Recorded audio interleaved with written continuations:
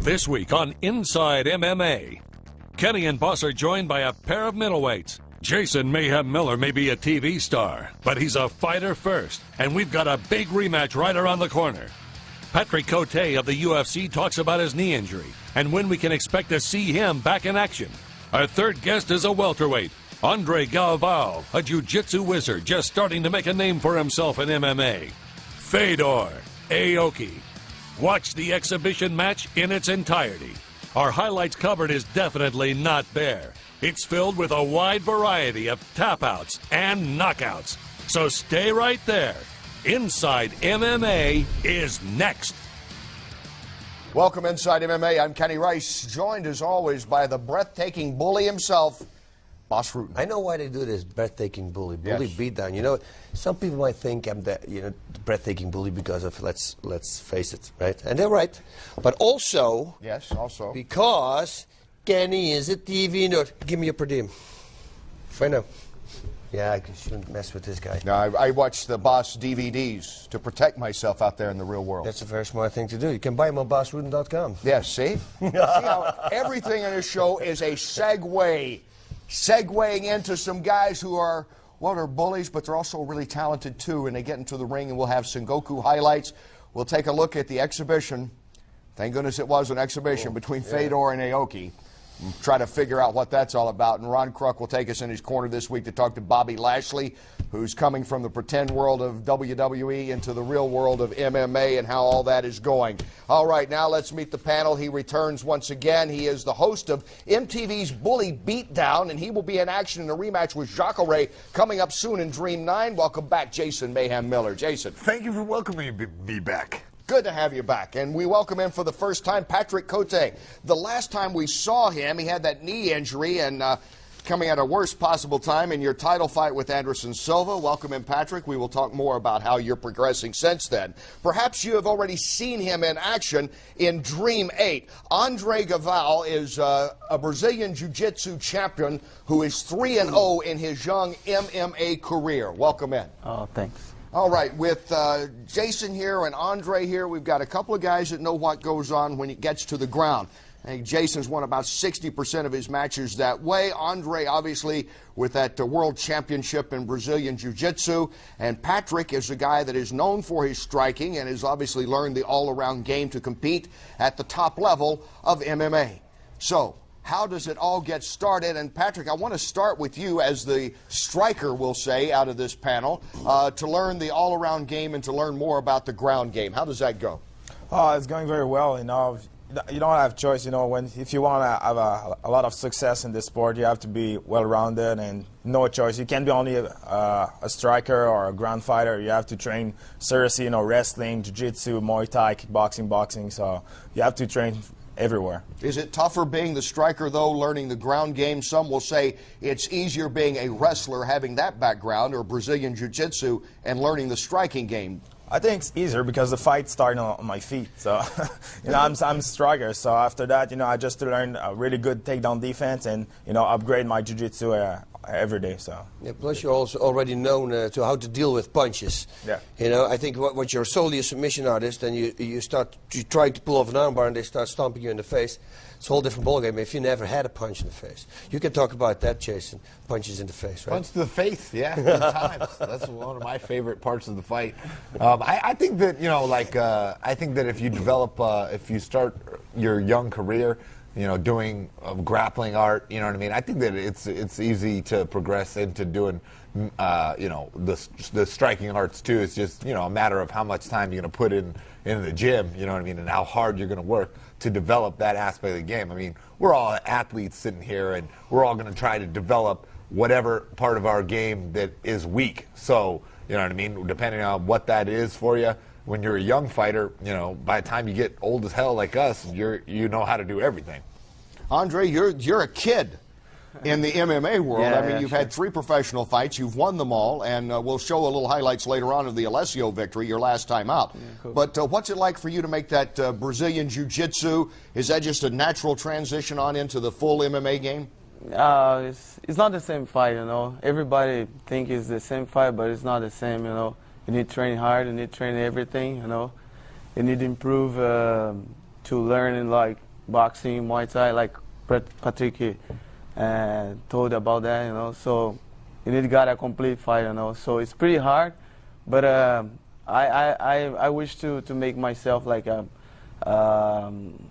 complete fight, you know. But so for started, you know, with my first fight, I feel like I'm very in trouble, you know, and with Jeremiah Metcalf, you know, and I feel a lot of punches on my face, you know. That's the hard time, you know. So I like it, you know. I like to fight MMA. I feel good right now. Yeah, like you say, like you point out, Jason. I mean, that's got to be the toughest thing. That first punch, that first professional hit that you take. Yeah, you don't even feel it. You get amped up. You're just like, did I just get hit? Let's go get. I'm gonna hit you back. Like I mean, at least that's how it was for me. I don't remember. Well, we do remember this. Jason has a new venture out. Perhaps you've seen it. It's called Bully Beatdown. It's on MTV. And so you get bullies, and then they bully the guy, and they say, I'm tired of being bullied. So they come to Jason, and he intervenes, and he brings in professional MMA guys to see if they can beat up the bully, and money's on the line. I basically trick poor bullies into stepping in the cage against a real mixed martial arts fighter by waving 10 grand in their face. And we all watch them get beat up for our entertainment. So, I mean, it's a good, fun show. I feel like I'm bringing some testosterone back to MTV, you know, where before it's all the hills and fruity shows like that. But, you know, now MTV's got, you know, a whole block of male programming on Sunday that is like man stuff, you know what I mean? So, I don't know, man. I just feel like Bully Beatdown's cool. I get to act crazy and do mixed martial arts. What do you mean act crazy? I know, I can't help it. It's a good show. Yeah, thank you. It's a fun show. You're not in our target demographic, but I'm glad you watched. It's a fun show. I flip on. I got to ask you, are all these guys really bullies now? Because I read somewhere that some of these guys are actors pretending that they're the bullies. Yeah, that's the thing is that, of course. I'm curious, is this WWE or is this MMA? Yeah, of course, the guys who, like, they know they're going to be on TV. So every guy who's on the show wants to be on TV. Like, he wants to be on TV. Are they douchebags? Absolutely. But there's no acting that, you know what I mean? Because I couldn't even talk to those guys when I was on the thing. I was like, I can't even, I'm going to headbutt this guy in his nose if I have to talk to him for 5 more minutes. It's like Girls Gone Wild. Every girl wants to be on TV, and I bet you it's not very difficult to find a bully. Well, hey, you got to be on TV? Yeah, it's good. Got any money? No, no money. But I'm on TV? Yeah, okay, do it. Yep. Right? That's how it goes. Pretty much. What a concept you've come up with, boss. Unbelievable. Girls Go Wild MMA style. That's the same demographic, right? You want to see the testosterone, and the Girls Go Wild is, well, also testosterone. You ready for some more testosterone? Tell me. Enough so that you may not pass the next test. All right, here's a scene from Bully Beatdown. This not-so-gentle giant is Vince. Hell is this? He makes life hell for the little guy. I talked him into fighting one of my MMA buddies for $10,000. So, you know, round 2 is boxing and kickboxing. I mean... So I'm good at it. Yeah? Let's see what you got on the back. I got kicks that'll drop a tree. Yo, maybe in all the street fights that he had, the opponents weren't as tough as my heavy bag. All right, Vince. You sure you want to do this, man? Let's do it. Hey, Mike, are you sure you want to do this? Last chance, homeboy. Let's do it. I guess there's nothing left to say. Let's let them deal with it.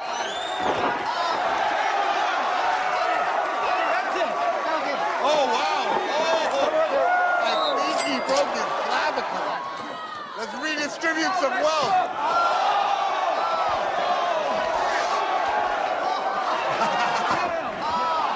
Yo, come on. End it already. Stop right there. You got yourself $1,000. Maybe you can get yourself a nice hotel room when you move out of his house. And the 9 G's goes to the guys you pick on. There you go. Bully Beatdown, you can see it on MTV. And Mayhem, I want to ask you about this. Some of these guys, we saw Michael Westbrook in there. Yeah. I mean, you've got some guy, Jake Shields got on this. Yeah. Jake Shields beat up a couple guys for me. So I got to ask you, is it tough though to some of these guys go, you know what, a big guy, a puncher's chance, a sucker's punch, I could be embarrassed. Yeah, of course. I mean, so I ain't doing it, Jason. I don't care if I like you or not. I'm not doing it. One of those things like, the odds dictate that my fighter's not going to get beat. You know what I mean? Like a well-trained athlete. You know what I mean? I would. Does he got a puncher's chance? Yeah. So that's why you got to watch the show. What happens if the bully beats my fighter? I think it's a happening, rematch. Right? It's happening. It's going to be a rematch. Yeah. It's like me, go to Tiger Woods and challenging him to a golf contest. It's about the same as fighting a professional fighter when you come from the street. Yeah. No chance. You can hit a hole in one. You could, but will it probably happen? That's me, yeah. All right, so we're going to help you out now on some other fighters that you would like to see on this bully beatdown, our MMA junkie poll. Time for junkie poll. Who would you like to see on bully beatdown? Great. Now, you know what? And the viewers have responded. They want to see Nick. Yes, see? They want to see Nick. Because they he's want a to bully. see Rampage. He's a bully. And then Brock and Fedor. I'd like to see Fedor on there. Just walking. Yeah, but Diaz would seem like a guy that would just be a natural, doesn't it? Yeah, he's a bully himself, although he doesn't do it against guys who don't know how to fight. I want to ask you, I cannot ever believe, but just in case, was there ever a time that a young Patrick was being bullied ever? Actually, I lost all my fight in high school, so I stopped right away. So I don't do that because I have a bad, childhood or something like that. I just do that because I love the sport. So I got bullied all day long. I had a reunion. I got bullied. I was very sick as a kid, and I had very bad skin disease, so I had to wear these gloves. And I was asthma. I was skinny, and they always bullied me. But they never won, first of all, even when I was fighting. But I had a reunion with those guys. That was funny. I came in, was on the stage. I said, "Anybody want to with me right now?" I can't say that word. This is TV. But it got really quiet. Nobody said a thing. So that was a good payback. Yeah, nobody ever bullied you, did they, Andre? Or did they? Did they pick on you when you were a kid and say, try this, buddy? Sometimes the guys from the high school, they catch me and, bully me up a lot, So, just after I'm growing, they don't bully me more, So right now I'm okay. All right, so you're going to be doing some bullying yourself. You're hoping in your rematch with Jacare coming up in just a matter of weeks in Dream 9. How's training going for that? Man, I'm tired. I almost did not show up to this today because I've been dead tired from training, man. Like, I've trained harder for this fight than ever before, man. I really cannot remember training this hard. So, I'm excited, man. I'm really pumped to get back in there. I felt like the first fight, I was really stupid, fought him, on his terms, and, I deserved to lose that fight. But this time, he's going to fight me on my terms, and, I'm going to win. So hopefully we'll be watching it right here on HD Net. Yeah, it'll be coming up live, and you can see it at the end of the month here. And I think the question is, then what are your terms for that? Do you stand up more? Yeah. Well, see, last time, I had every, excuse in the book to lose that damn fight, and I did. But, I just coming off a knee injury and was like, couldn't really wrestle. So, that whole time I couldn't wrestle, I never could counter his takedowns whatsoever. After I was dead tired after, a couple minutes of fending off his takedowns, and then he would take me down, and I would scramble to get back up, and then I just, I didn't have the juice for it, Now, I've been adequate and healthy and been able to train for real, so I'm taking it to him. Patrick, you were trying to take it to Silva when we last saw you in action. The knee injury comes at a worst, and I don't know if there's a tougher injury except the back injury probably for a fighter or any athlete, the knee injury. So how's that coming along and the rehab and everything going for you with the knee? The rehab's going very well. I had a surgery in last December, and everything is going very, very well. I train, just conditioning right now, and maybe in a month I'll be able to do some light fight training, and I'll be back in September. My fight was just bad luck and bad time. I felt good during the fight. I don't think I won any of the first round, but we were exactly where we wanted to be. At this time, Silva. Couldn't see, a third round since 2004. So that was our game plan, to go in the third round, the fourth round, and after that maybe open more and just open more and just trying to run after him more. And you know, I felt good, but you know, we'll see. We'll see in the future if I'll be able to get back in this position. Yeah, the only thing I think, if you fight him, you got to push the fight the whole time. That's the only way you can take away his striking skills. And you got to go forward, fast forward. That's what they did to Mirko Cro Cop.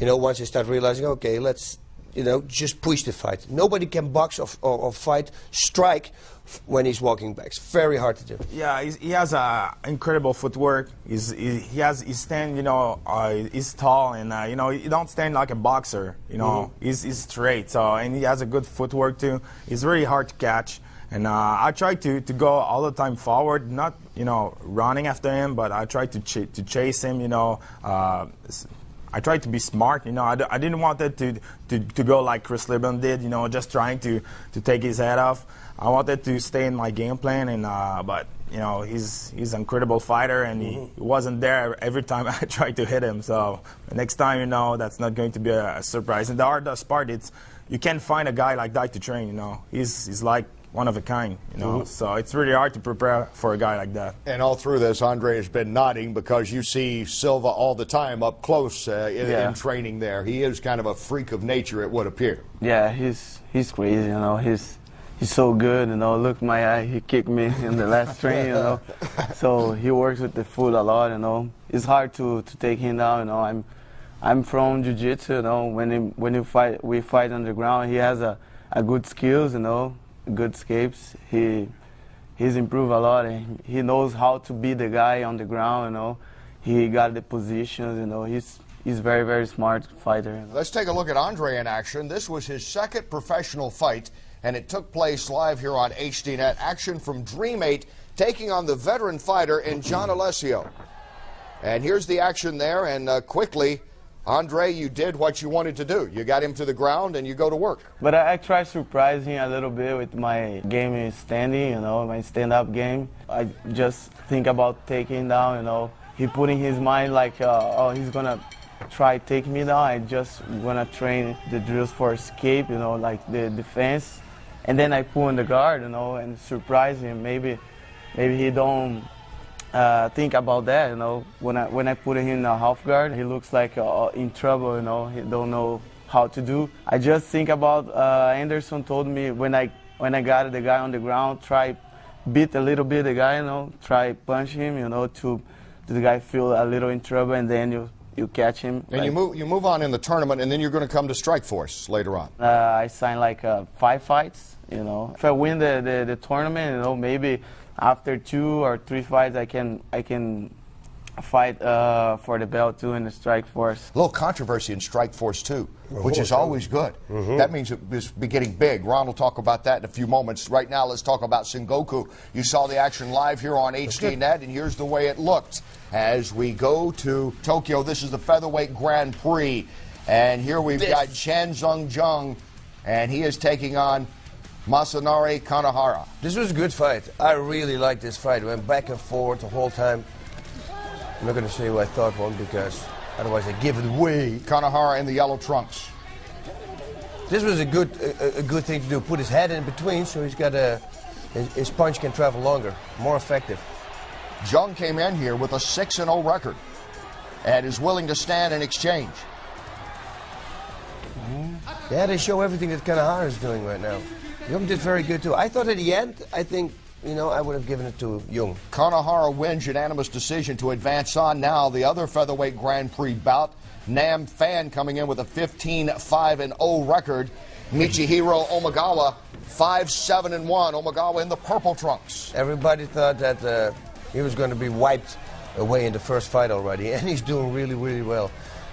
Well, Omagawa trying to make it 2 in a row. He upset L.C. Davis. Nice. And I don't know. This guy looks like a lot better than a 5-7-1 fighter in this one, doesn't he? Yeah, that's it. You know, Nam Fan thought he's not a striker, but, you know, that's where you surprise yourself at. He prepared more for the ground game, and then this happens. Omagawa, the surprise of the tournament, wins by TKO first round. Featherweight Grand Prix continues. Ronnie Mann, 17-1-1.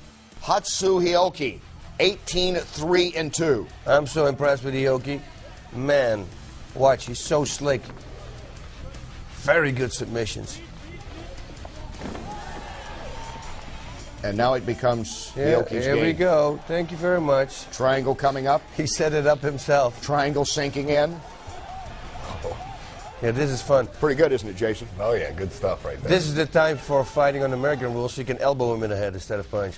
And Aoki wins for the 19th time to advance 309 in round 1. Now let's come back to the States and go to Lemoore, California. The Palace Fighting Championship at the Tachi Palace featherweights. Enoch Wilson, we've seen him before, against Sean Bias. Enoch Wilson, one of my favorite fighters, man. I'm telling you. Maybe his record is not that great, but lately he's been doing very good. He's going through everybody. This is actually a cool thing. Take a low kick and turn it into a back fist. Man, him against Mike Joy, that was one of the best fights I've ever seen. Watch this. He will never stop on the ground. He's always moving. You're looking for a reversal. Grabbing a leg there, see if you can throw him over. Probably going for a leg. Look, no, there we go. See, knee bar.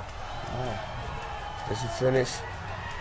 He's got it. Yeah, like you say, he'll work you over from head to toe. He finally got a hold of the knee. Yep. And he taps. Bias says enough, and Wilson wins to go 12-4-1. Enoch, the Animal Wilson. Featherweights, Chad Mendez, 2-0 record against Art Arseniga. Chad's nickname is Money Shot, I hear.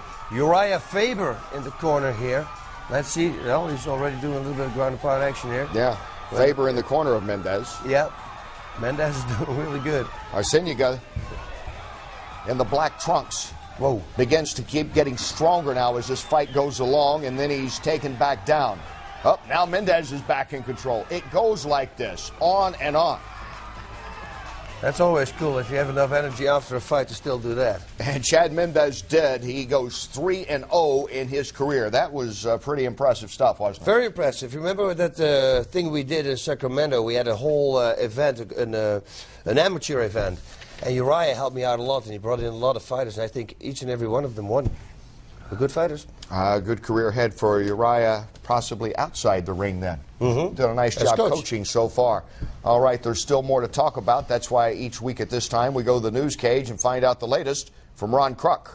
All right, thanks, Kenny. He's one of the pioneers of the sport, could possibly be the greatest interview ever, and he's still racking up MMA victories. He's 43-year-old Don Fry, and the original Predator recently earned his 20th career win.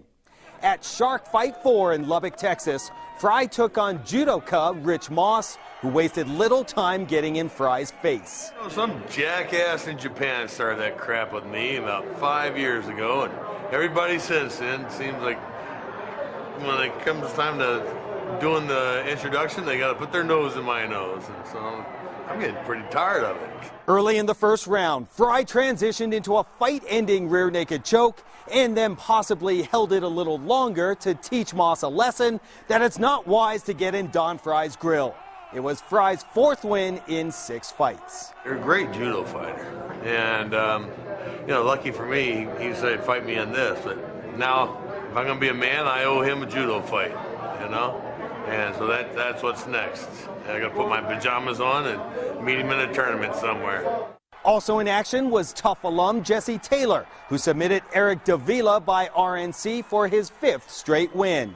And former NFL and Texas Tech lineman Rex Richards let the hometown fans down with a disappointing loss to Shark Fight champion Daryl Schoonover.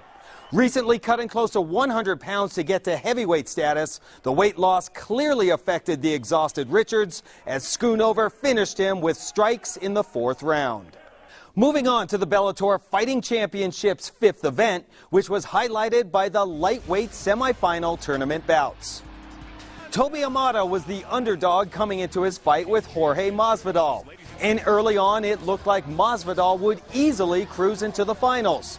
With vicious ground and pound, accurate strikes, and flying knees landing, Amata's bruised face told the story of a fighter on the brink of defeat.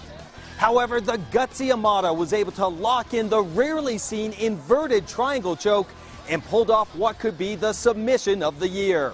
Masvidal tried to hang on for dear life, but the choke tightened and he was out on his feet. Toby Amata moves into the finals with a crazy submission win. There was no Cinderella story in the other semifinal between favorite Eddie Alvarez and Eric Reynolds. Scoring with takedowns and following them up with hammer fists and strikes, Alvarez wore down Reynolds and then forced him to tap out from a rear naked choke. So Eddie Alvarez will meet Toby Amada for the Bellator Lightweight Championship. Check your headgear, it's time for some MMA quick hits. Bobby Lashley has officially signed to face Bob Sapp on June 27th's Ultimate Chaos show. Pedro Hizzo will also be in action against Gilbert Ivel. The UFC continues to axe big-name fighters. The latest to be cut include David Loasso and Rio Chonin.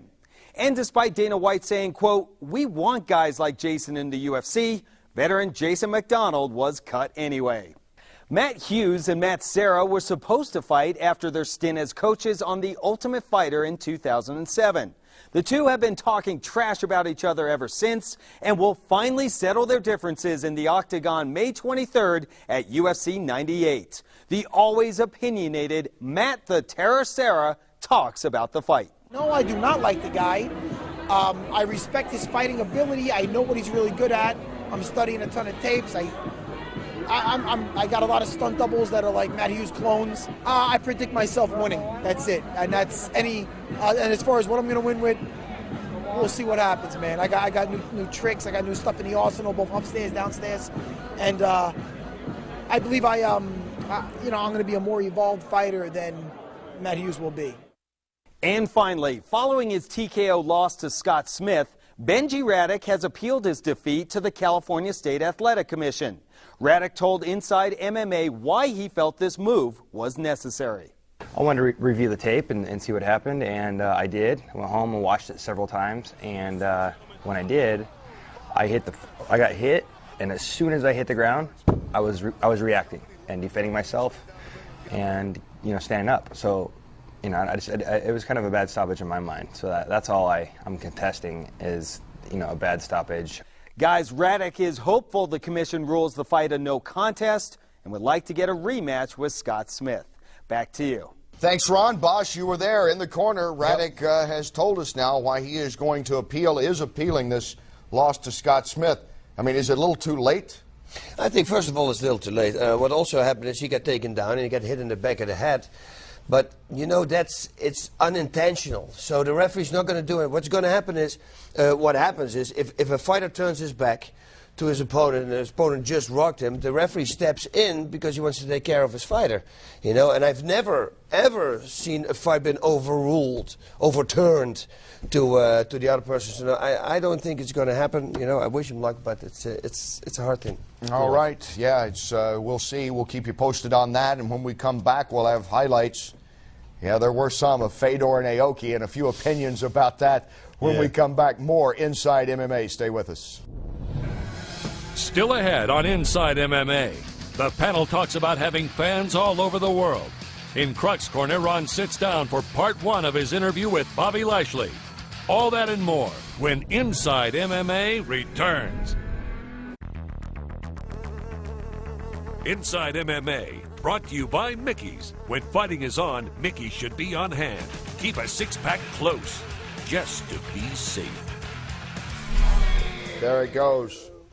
Every week. Welcome back. I'm Kenny Rice. Week. He is the great Boss Rutan. Thank you for being with us Inside MMA. Jason Miller, Patrick Cote, and Andre Galvao is our guest. And thank you guys for being here. We've got a lot to talk about, including fans.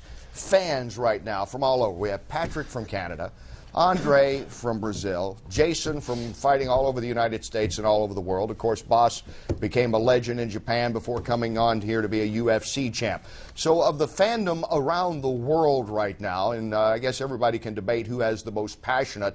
Patrick, is there a place that you particularly like to fight other than in your backyard where we know the Canadian crowd's going to be behind you? For sure in Toronto, it's in Ontario, in province of Ontario, it's still illegal there, and I don't understand that. It's like it's the only place in Canada that it's still illegal, and I know then a lot of people there want to have MMA there. So I hope then they will allow that because that will be a crazy event there. Andre, obviously Brazilian Jiu-Jitsu goes without saying in your country. How about MMA overall? The MMA events draw in Brazil? Oh, yeah, for sure. Like Jungle Fight is big there, right? Yeah, it's Jungle Fight is big, and I have a lot of small events there, and always crown, you know.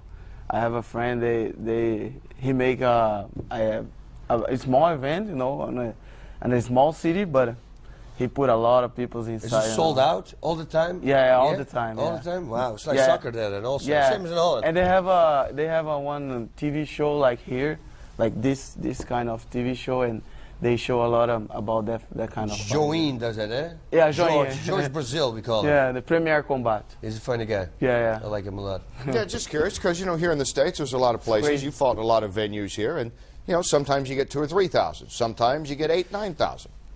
Sometimes you have one big event a year and you get a 14,000 or 15,000. Yeah, if you're not UFC, you know, that's kind of its own entity.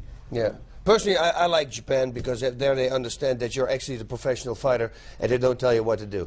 You go here to the States, everywhere in the rest of the world, they all know it better than you.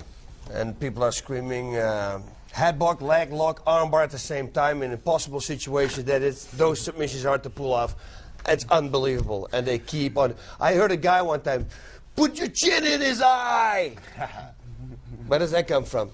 Put your chin in his eye. That was actually my dad, just so you know. Was that it? Yeah, I'm not surprised. I imagine you probably hear as much as anybody when you come out, Jason, because you have legendary walkouts to the ring. Yeah. I actually have Bozzy award-winning walkouts, just so you know. There you go. Yes. But yeah, man. You know, here's the thing: is that I fought all over, and Japan has good response, and I really like the fact that it's quiet as a pin drop when I'm in there fighting, and they'll get real amped for my entrance. But man, I fight in Hawaii, and man, those people are so passionate about the sport that they go bananas. It sounds like the arena is going to pop off the top off of it because they get really excited. It's really crazy fighting over there than any other places. I've been to UFC events where, the energy was real electric and there's tons of people. But, in Hawaii, there won't be half as many people and it'll be that excited, Yeah, and your entrances, when did this first start? Is that from day one you come in with these? Pretty much, yeah. Because it's a little different from Andre and Patrick's walkout. Breakdancing. Has the breakdancing something to do with it? You show off your skills. Yeah, I used to breakdance when I was a kid and whatever, but, my whole entrance thing comes out of the fact that, I consider what I do art. So the walkout part is part of the entire, my expression as an artiste, really. Wow. I mean, I'm one step from wearing a beret and you're like talking douchey. Van Gogh in mixed martial arts. And you paint a canvas with the blood of your opponents. Oh, there we go. Oh, we got some highlights here. Oh, me breakdancing with the boys. Who are these guys, by the way? You're breakdancing. Yeah, that's Kaiten Ninja. They're like the top breakdancing crew in Japan. So, I got those guys always, help me out with my entrances a lot of times, Hey, what the hell is this? Did you bring that home to your hotel room? I think so, probably. Put a wig on it? Never mind. So I want to ask you, Patrick. Now you're in the ring already, and you're not fighting Jason, but some guy's coming in and he's kind of putting. Do you pay any attention to the guy walking into the ring to fight you? Sure, like that. You can't watch somewhere else. I forgot I did that one. What does he have in his head? Oh man, I forget I even do any of this stuff, man. You guys got it on videotape. Oh man, Mom, that's why you take medication. Patrick, you just kind of walk in, I believe, don't you?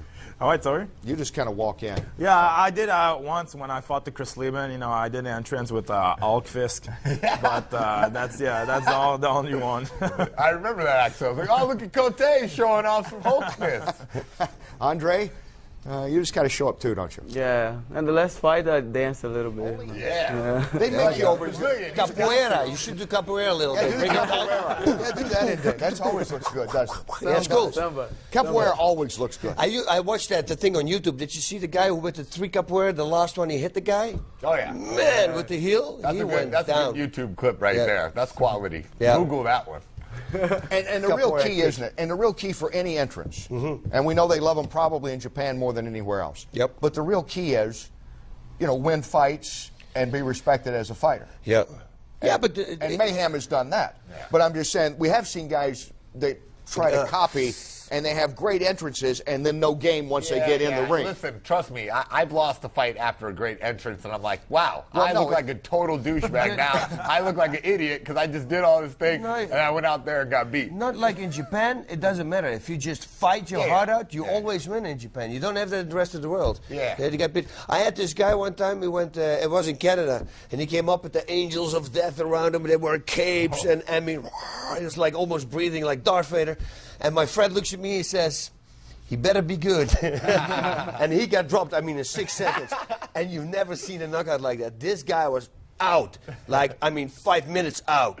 5 minutes, that's a real long time. Wait, No movement whatsoever. Wait, let me get this straight. He did a 6 minutes entrance and then got knocked out for 5 minutes? He was on the ground as much Well, as I his mean, at entrance. least it was... If you weigh it up, that's, it's wrong, very wrong. And that's a line that MMA walks in some ways, isn't it? You know, there's the entertainment value, but then also you got to be the fighter to back it up. You know, and that's why I tell people, if there's two fighters with the same level, they're going to get the guy who's colorful. So if you're a fighter, you better work on your interviews, you better work on that, because, you know, if they have to choose, they're going to get with the guy who's funny and who has got colorful interests and who's happy. Jason would have never fought in his life if he didn't have those colorful interests, because otherwise, you know what, it's it would have been boring. I would have been like, man, I don't even want to do this. I'm not allowed to walk out with a pink Speedo. Screw you guys. I'm going home. Okay, there's another guy right now that's making a name for himself. First off, he's almost as big as Brock out there. He's a giant. He made his mark in the pro wrestling world. Now he's in the real world of MMA, but sometimes goes back to the pro wrestling world. He is Bobby Lashley, and he sits down in the corner with Ron.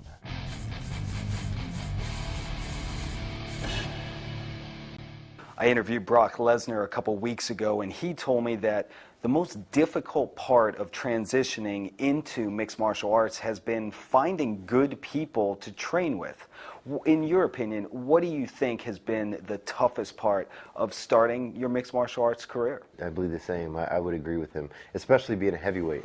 If you get a guy that's weighing over 250 pounds, there's not too many really athletic 250-pounders that can go out there and fight, that are in one location. Now, they're spread out because there's several great fighters that are 230, 220 that can still run with the big dogs.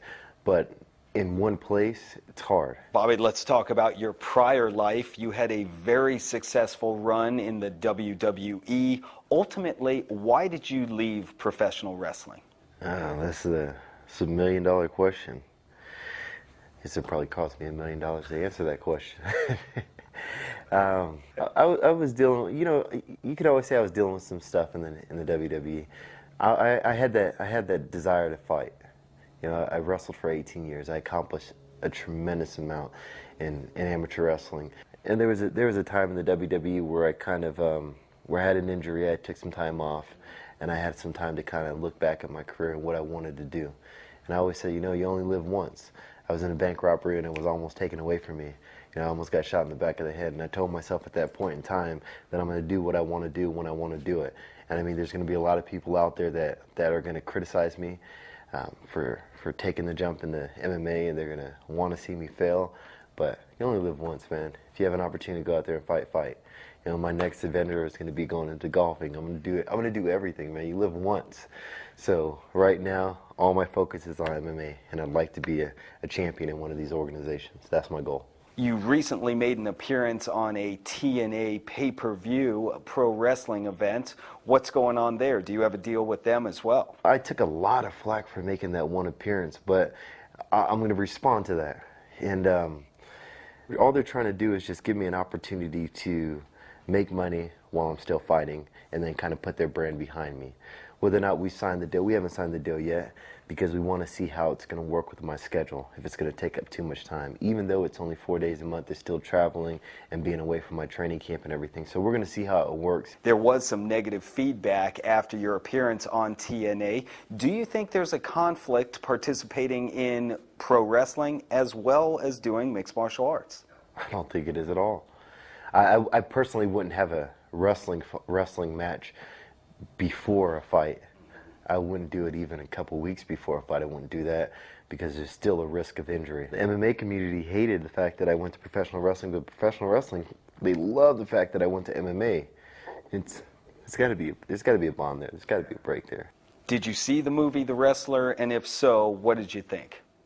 if you go into any sport, any career or something, and you try to find all the negatives out of that, and you put it on film, it's going to look bad. And I think the first part of it kind of looked bad from what I saw.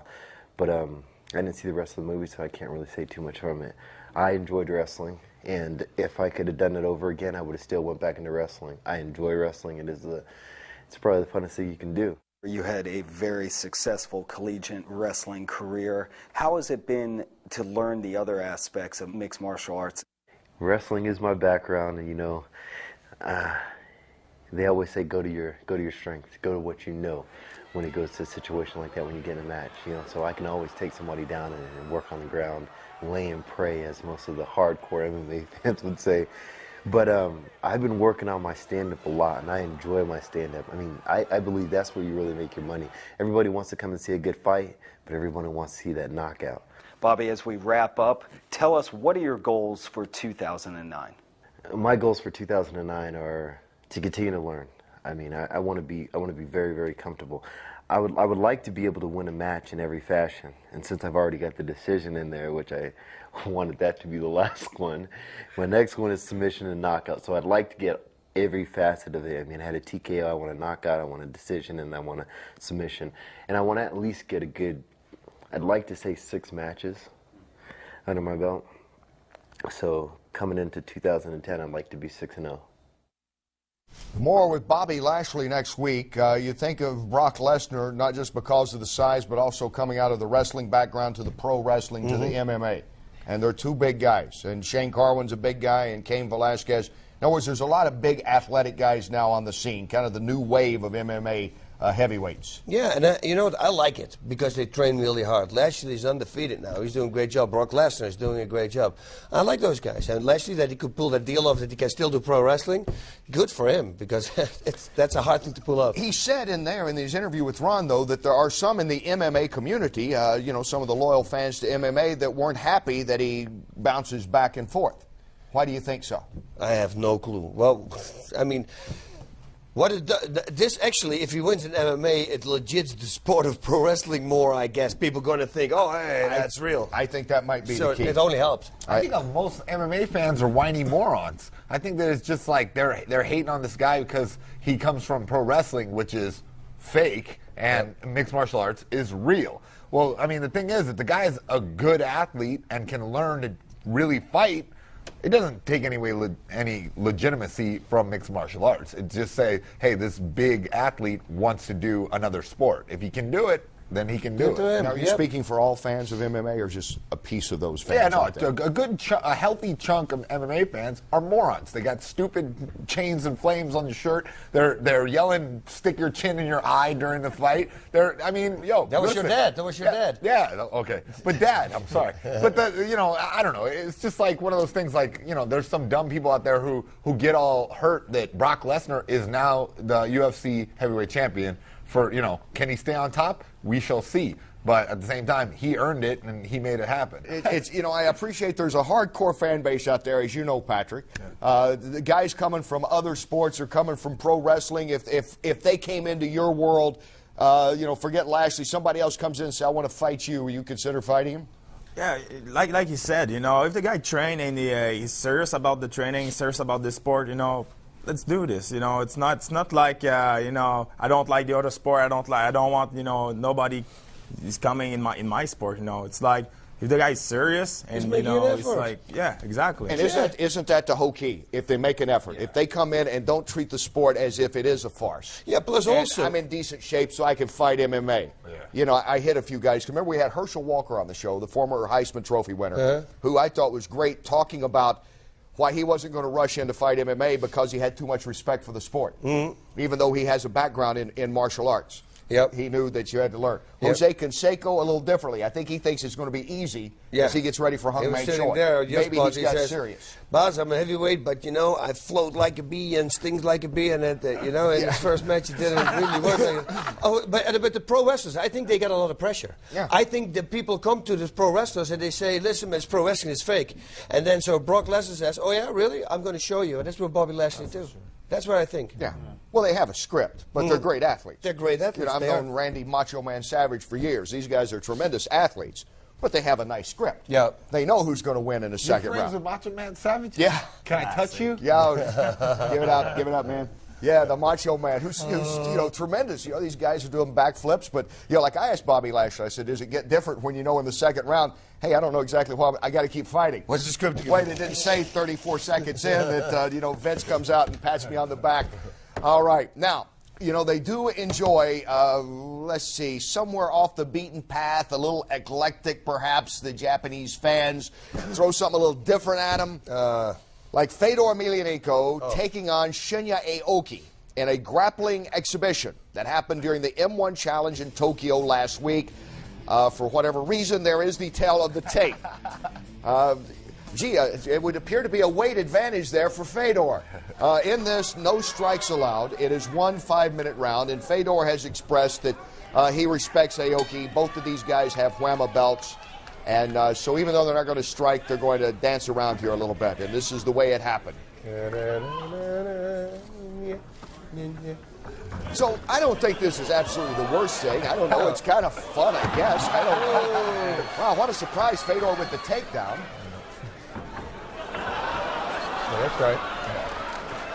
It's like that guy who won from the big sumo. Remember that in Japan? They love this stuff. Well, I think this is good, clean fun. You know what I mean? Like it's like, we want to see Aoki. We want to see. I'm a leg lock at that. I like to see that. She went over from Arbor. Okay, now see, I'm digging it more as I see it. At first, I was curious. Okay, I like that. He tried to pull the guard. That's it. He went for Arbor and then right away transitioned into a knee bar and went to go for leg lock also. So they're really working, and they want to show the people. It would have been better if they would have taken the gi off because then you can see what they do. Well, it's cool just to see these two guys, amazing athletes, amazing grapplers, to be able to see them do this stuff, even though it's a crazy, 160 versus 230 match. It's fun to watch these guys move around. If you watch Aoki, he moves so smooth, and Fedor's really heavy. Let go, Fedor. That's like the way Fedor trains. I think he carries a couple of 160-pound guys around with him for his training. Walking through the snow. Yeah, walking through the snow barefoot. Andre and Patrick, are you guys enjoying this? Yeah, actually, it's entertainment.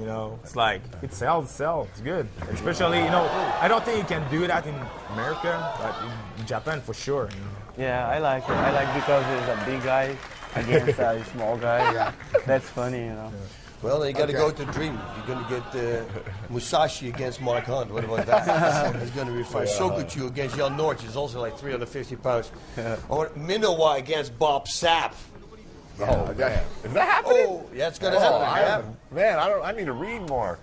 Oh, that's crazy. May 26th, coming up. Okay, I will say this. This exhibition is better than some fights we've done, isn't it? Yeah, it is. Well, we've had some fights that have been duller. I mean, this is actually kind of fun and interesting to see here. Because it's also kind of scripted, I was skeptical going in, but that seeing is believing. Yeah. It's fun. Fedor's having a good time. Aoki now, he's getting serious here. Yeah, now he's serious. That's serious. Plus, he's in there without his spandex pants on. Oh, yeah, no, that's like that's kryptonite. That's for kryptonite, Aoki. that's right. I can't see him winning this match any other way, but the super pants. The super pants, which make sure that triangles are better and arm bars are better. I bet you that's the reason he does it. Oh, leg lock. Pull it off! Stick his chin in his eye. Oh. See, that's what I mean. In that position, they go, armbar! It was fun to watch two of the best. Fedor, arguably the best ever. Aoki, I think, you know what, it's good to see Aoki enjoy himself in there. Yeah. I mean, he's a very emotional fighter, as we saw after Sakurai demolished him in the first round. Yeah. We saw him lose last year in the Dream Tournament, and he is one of the most emotional guys I've ever seen in the ring. You don't see too many guys cry after they lose. There's no crying in mixed and I mean, it's genuine. This guy's he's emotional. Yeah, okay, next to the But he had fun. Part. I liked it after all. Yeah, too much emotion. I know. I don't want to talk about crying. I get all choked up. Yeah, I don't want to cry too. Well, that's the first time I've seen Aoki actually smile in the ring. That was fun to see. You're smiling all the time. I see you guys smile all the time. All right, time to go toe-to-toe with... Oh, now, wait. First, it's time for the Mickey's Replay of the Week. Oh, no!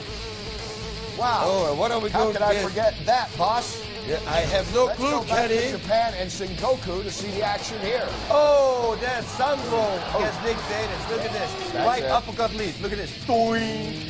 And then a little bit of ground and pound action. Watch how many right straights he goes. And for those that'll say, I think he also hit him with the left. It was the right uppercut that started it all. Yep. All right, now it's time to go toe-to-toe with El Guapo. And here we are. Boss puts that on. Kick it. First one comes from Bryce in Texas. How come we don't see more fighters utilizing the straight kick? Well, because they decide not to throw it. That's a good one, mate. No, I was buying it. I was saying good answer. That's a good answer. End of story. Good answer. answer. I have no clue. I have no clue because I think, yes, it's they should use more. I had a guy who was Kyokushin guy, and he worked with me at the door. My God, he had a front kick really, really hard. He made some customers throw up every time. They threw up because obviously they were drunk. But it works really good if you do it the right way. What I like to do with the front kick is you hit the front kick one time and then you lift your leg up. They think another front kick is going to come, and that's the time for the Superman punch. Good setup. All right, now from Houston, Texas, time for Jarrett Morgan, who says, why are wrist locks not used more often in MMA? Are they underutilized tool, or are they not being used for a reason? You know what? I had a Japanese do it in a wrist lock, and I could see by his face that it was hurting, but he didn't tap. His hand was flat against his forearm. Then, he didn't tap. I think if somebody's not limber, you know, if they cannot go any further with a wrist like this, a wrist lock could do a lot of damage, and maybe they will tap. But, you know, you have also the adrenaline going on. And the adrenaline is like an Achilles tendon pull, or you might feel it in training. In a fight, you're not pulling. It's like opening the guard with your elbow. In training, you're going to open your guard. In a fight, there's no way you're going to open the guard because you don't feel it. So that's the thing. Excellent. Yeah, that was a great answer. I know. Great answer. We look forward to more answers, but we need your questions, so be sure to log on and send your questions to El Guapo. Well, it's flown by again. It's time now for split decision. Ooh, pressure's on you guys. Pressure on, guys. Need a quick, simple answer. First question, who wins, Jay-Z or Kawajiri? Jason. That's a hard one, man. That's a really hard one. You're up for this, I know. I'm going to go with Cavalcante is going to get him on the ground, and it's going to end up being a grappling match, and I'll take Cavalcante on decision. Patrick. Exactly the same thing. Yep. All right, Andre. Jay-Z. Jay-Z, it's a unanimous decision. Call it off. We've already decided. You know that Kawajiri is also, they say he's going to fight Masato in the K1 Max. Oh, yeah. Yo, Kawajiri is amazing, man. I mean, his striking. His striking. I thought of him as more of a wrestler, right. But his striking is amazing now. Yep. So, you know, I'm not counting him out completely, but I think that it's going to end up a ground match, and that's probably where Jay-Z will get the decision. All right, question number 2. Easier to get a hold, a neck or an arm, Andre? I think neck. Patrick? Yeah, me too, a neck. It's easier for me, actually. Jason? Yeah, neck all day, because if, you know, you could snap somebody's arm like a chicken bone, and, you know, sometimes they won't tap. They won't. Aha, so now, unanimous all the way around. We'll ask Mayhem Television, or also known as MTV, this next one. A bully, beat him up, or try to reason with him? Jason? Listen, try to reason first, because, man, legal bills are expensive, man. But when all else fails, uppercut to the chin. Patrick? Beat him up. Oh, yeah. That's it. All right. That's all. Andre? Keep quiet, you know. You should just make a lot of witnesses around, whisper in his ear like really bad things, so he makes the first punch and then beat it out of him. See, a public service announcement as well here today from all of us. All right, Jason, best wishes with your show. Good luck coming up in Dream. Thank you. Patrick, continue on the road to recovery and fighting soon late this summer. Yeah, or in early September fall. probably. Thanks. And Andre, you're busy in the tournament. You got Strikeforce. All the best to you. Thanks. Wow, thank you for being with us. Be sure to tune in again next week. Until then, I'm Kenny Rice. And I'm Boss Rutan, and El Guapo Always says to says all this. of you Always guys says at this. home, Godspeed and party on. Boop, boop.